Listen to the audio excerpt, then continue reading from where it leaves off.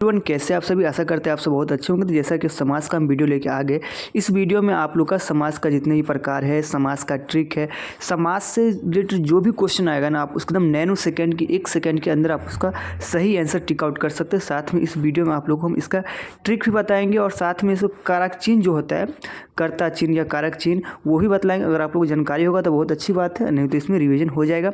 और जैसा कि आप लोग यहाँ पे देख रहे हैं कि 5 नंबर फिक्स है, इसको 15 लिखने की जगह 5 नंबर लिखा गया है। ठीक है, सॉरी, तो 5 नहीं 15 नंबर आप लोग फिक्स समझिए कि इस टॉपिक से रहेगा।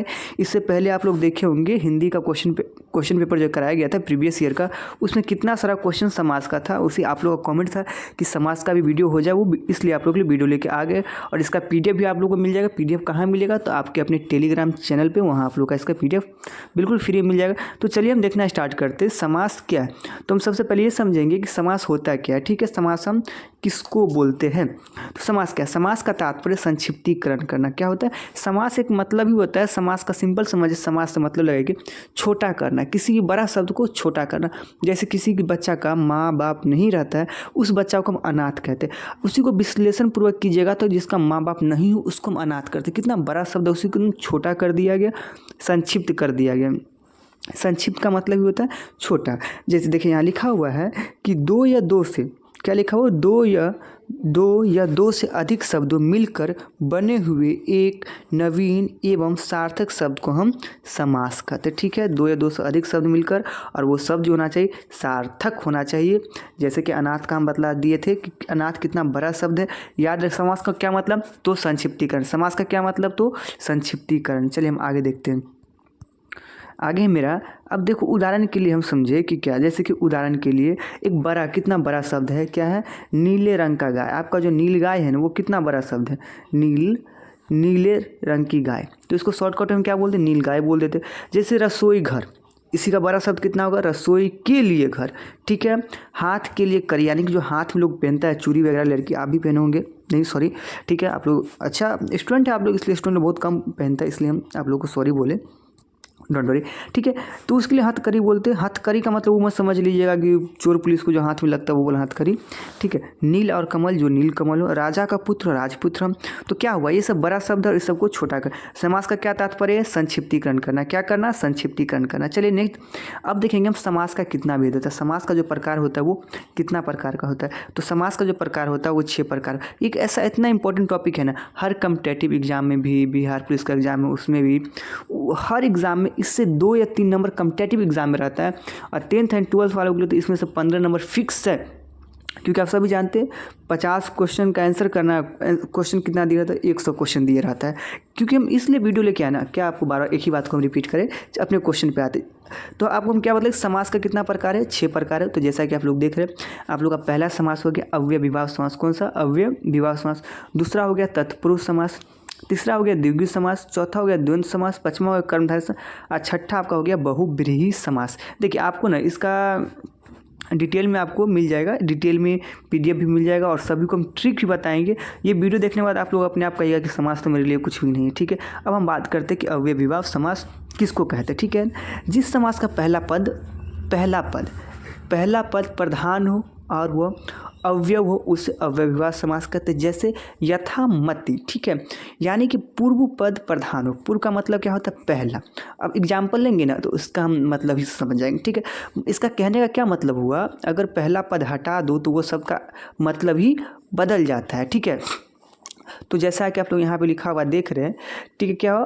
अव्यय विभाव समास से यथामति, मति के अनुसार। ठीक है, उसके बाद क्या? आमरण, मृत्यु कर, इनमें से तथा यह अव्यय से कुछ अन्य उदाहरण से अच्छे से समझ जाएंगे। कि देखिए आजीवन क्या मतलब? कि जीवन भर किसी का। ठीक है, यथा समर्थ जी, अगर किसी शब्द का जी हटा दे, पहला वर्ड हटा दे, तो वन का मतलब ही अलग हो जाएगा। ठीक है, सामर्थ्य के अनुसार यथा सामर्थ्य, यथाशक्ति शक्ति के अनुसार। ठीक है, यथा विधि, यथा कर्म, भर पेट। ठीक है, यानी कि इस समझ रहे होंगे आप लोग। ठीक, हर रोज हाथ ही हाथ में, हाथों हाथ। ठीक, उसका समझते तत्पुरुष समास। लास्ट में आप सबको इसका ट्रिक भी मिल जाएगा। कहाँ आपको? लास्ट में आप लोग का समास का ट्रिक भी मिल जाएगा। ठीक है, जैसे आप लोग देख रहे हैं ना, अभी भाव का पहला पद प्रधान हो और वो छोटा हो। ठीक है, क्या बोले हम, पहला पद प्रधान हो और वो छोटा हो। तो इसका देख लीजिए, पहला पद क्या है, प्रधान तो है, ये साथ में क्या है इसका, छोटा है। जैसे आज आ हो गया, यथा हो गया, यथा हो गया, यथा यथा, भर हो गया, सब छोटा है। चलो, तत्पुरुष समास वो होता है जिसका उत्तर पद प्रधान होता है। तत्पुरुष समास किसको बोलते हैं, जिसका उत्तर पद प्रधान होता है, अर्थात प्रथम पद गौण होता है एवं उत्तर पद प्रधानता होती है। वह समास करते वक्त बीच की विभक्ति का लोप हो जाता है। तो आप लोग इस पहले हमको ये बतलाइए, कमेंट कीजिए कि आप लोग को विभक्ति का जानकारी है कि नहीं, कि विभक्ति क्या होता है।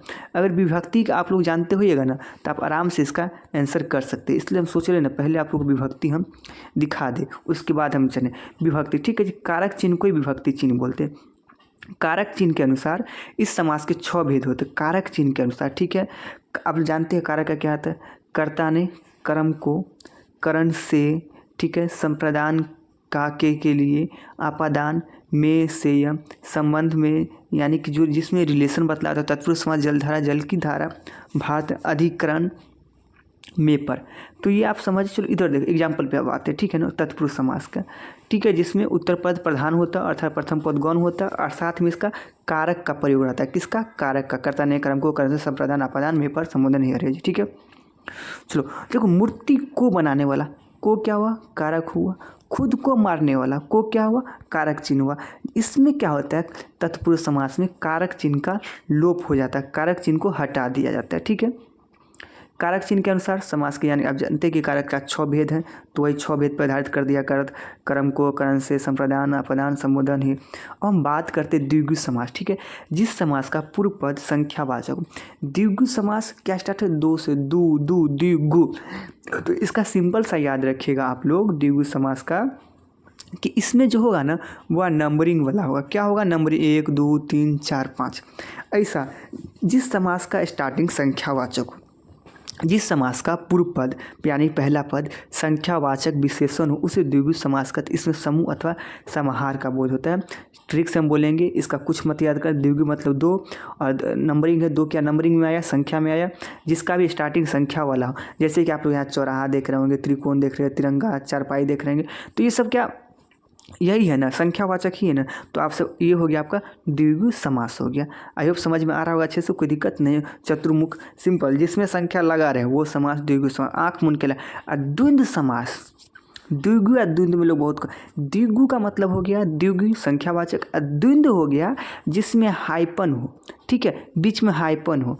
ठीक है, चलो, जिस समास के दोनों पद प्रधान हो तथा विग्रह करने पर और अथवा एवं अलग व द्वंद्व समास कहलाता है। ठीक है, जैसे अन्न जल, अन्न जल और जल, अन्न जल, अन्न जल।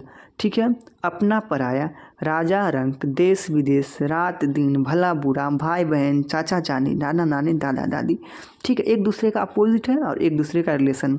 भरा तो बुरा, रात तो दिन, देश तो विदेश, राजा तो रंक, अपना तो पराया, अन्न तो जल, जिसका कनेक्शन बतलाता हो। ठीक है, इस टाइप का प्रकार के समास को हम द्वंद्व समास बोलते हैं। सुबह तो शाम, रोटी तो चावल, पानी तो अन्न। चलो, अब हम बात करते बहुव्रीहि समास का। ऐसा समास होता है जिसमें समस्त पदों में से कोई भी पद प्रधान नहीं होता है एवं दोनों पद मिलाकर किसी तीसरे पद की ओर संकेत करते हुए समास बहुव्रीहि समास कहलाता है। आप लोग के अगर फ्रेंड जोन में कोई होगा, ठीक है, बोलता कुछ और निगाहें कहीं और रहता है, मतलब कि तिरछी क्या बोलते हैं, तिरछी नज़र। ठीक है, तिरछी नज़र लगाना, ऐसा समास होता है। जैसे कह तो रहे कहीं और, नज़र कहीं और है।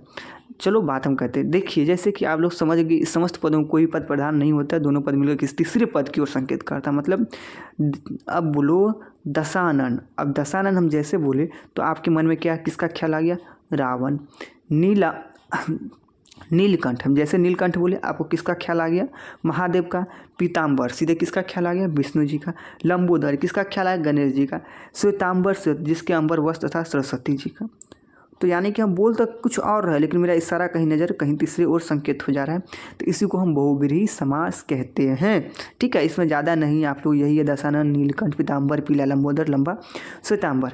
ठीक है, तो ऐसे समास को हम बहुव्रीहि समास कहते हैं। कर्मधारय समास, ठीक है, कर्म, देखिए बहुब्रीहि समास आप लोग याद रखिए भगवान से रिलेटेड ज़्यादा करता है, ठीक है। अब हम बात करते हैं कर्मधारय समास का। वह समास जिसका पहला पद विशेषण एवं दूसरा पद विशेष से होता, अथवा पूर्व पद उत्तर छोड़ो, इसको पहला पद विशेषण दूसरा पद विशेष से होता, यानी पहला विशेषण और दूसरा विशेषता बताने वाला हो, ठीक, उसी को हम बहु कर्मधारय समास कहते हैं, ठीक है। बहुब्रीहि में तो आप लोग भगवान हो गया, ये हो गया, वो लोग आ गए, ठीक है। कर्मधारय में यानी कि विशेषण और विशेषता बताता हो, ठीक है। अब देखो, आहा, आप तो वीडियो देख रहे हैं तो क्या आप नील गगन देख रहे हैं। आप कल एक लाइक से हमको चरण कमल यानी कि नील गगन वाला चंद्रमुख जैसा एहसास होता है। देखिए जैसे कि क्या हुआ, चरण कमल, क्या वहाँ से क्या आपको बतलाया, आपका जो चरण एकदम कमल के समान है, तो कमल के समान चरण है। नील गगन, नीला है जो गगन, चंद्रमुख, आहा, उसका मुख तो एकदम चंद्रमा के समान है, ठीक है। तो नाम है और विशेषता लास्ट में बता रहा है, ठीक है, किसी से कंपैरिजन कर रहा है। कंपैरिजन मतलब सीधे जो एक दो तुलनाधार, तो कर्मधारय समास। भगवान से रिलेशन बहुब्रीहि समास। द्विंद जिसका रात दिन सुबह शाम भोर भिनसर मारेंगे पीटेंगे तोड़ेंगे। द्विगु जिसका संख्यावाचक हो, ठीक है। तत्पुरुष कारक चिन्ह का लोप हो जाना। अव्ययविभाव समास जिसका पहला पद क्या होगा, छोटा होगा, ठीक है। अव्ययविभाव समास, ठीक है। आप आते हैं कर्मधारय समास हो गया, सभी समास हो गया। अब हम आते हैं समास के ट्रिक ऑफ समास का, ठीक है। अवयव समास का पहला पद प्रधान होता है और छोटा होता है, जैसे आजीवन। तत्पुरुष समास में दूसरा पद जैसे मूर्तिकार, सिंपल याद रखिए। तत्पुरुष समास में क्या था, कारक चिन्ह का लोप हो जाता है। कारक चिन्ह का एक बार वीडियो देख लीजिए, नहीं देखे तो आप लोग कमेंट कीजिए तो हम वीडियो बना देंगे कारक चिन्ह पर भी। कर्मधारय पहला पद यानी कि इसको कंपेरिजन कौन करता है, चंद्रमुखी, कर्मधारय समास। द्वंद्व समास जिसके बीच में पढ़ते एक दूसरे का उल्टा हो, एक दूसरे का उल्टा, रात तो दिन सुबह तो शाम, पीटेंगे तो सुलाएंगे, पढ़ाएंगे तो बिगाड़ेंगे, सुबह शाम भाई बहन जैसे, ठीक है। द्विगु समास जिसमें संख्या से स्टार्ट हो, द्विगु। बहुब्रीहि समास तुरंत तो तीसरा मतलब निकल, जैसे पीताम्बर, नीलाम्बर, श्वेतधारी, गजानंद, और ये सब मतलब कह तो कुछ और है, नज़र मेरा कहीं निगाह है कहीं और चले जा रहा है, तो इसी का हम तो आई होप आप लोग अच्छे समझ आ गया होगा। और अभी तक मेरे चैनल को सब्सक्राइब नहीं किया तो जल्दी से अपने चैनल को सब्सक्राइब कर लीजिए और दोस्तों को भी शेयर भी कर लीजिए, क्योंकि एग्जाम से रिलेटेड जितने भी टॉपिक होगा नोटिफिकेशन होगा सबसे पहले आपको अपने इस चैनल पर मिलेगा। And thanks for watching.